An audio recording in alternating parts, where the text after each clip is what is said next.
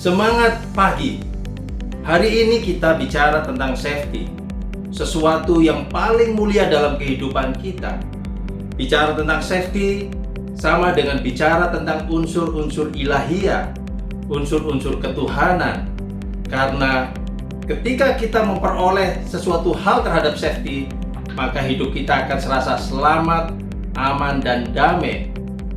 Kenapa saya bicara tentang ilahiyah? Karena memang Tuhan selalu memesankan kita untuk berbuat baik.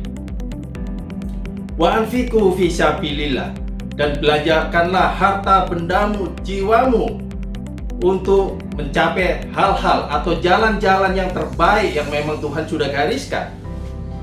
Wala tulqu bi'aydikum ila tahlukat, dan jauhilah kebinasaan. Dalam hal ini kita dilarang untuk mendekatkan diri kepada bahaya. Hindari kebinasaan, hindari cedera, hindari injuri.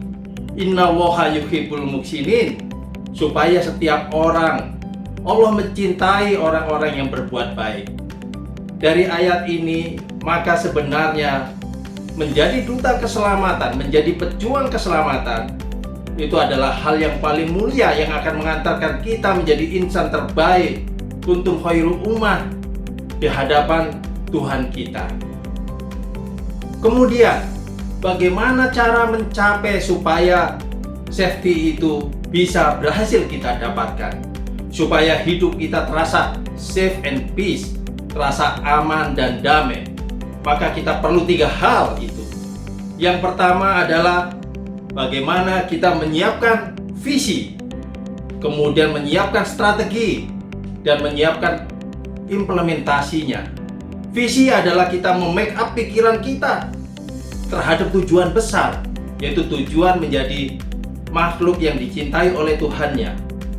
Kemudian strategi. Dalam hal strategi kita ingat 3 hal. Yang pertama adalah berkaitan dengan psikologi kita, kejiwaan kita. Apakah kita sudah mempersiapkan jiwa kita untuk memegang safety ini sebagai amanah yang terbaik, amanah yang harus diperjuangkan? Orang yang sehat, orang yang punya jiwa sehat, pasti orang itu akan berbicara dan berusaha dan bekerja dengan keselamatan yang tinggi. Kemudian, selain kejiwaan, yang kedua yang perlu kita gariskan adalah behavior, bagaimana mengolah perilaku kita untuk senantiasa berbuat yang aman, yang selamat, yang waspada, yang bisa menyelamatkan orang melalui partisipasi kita yang maksimal.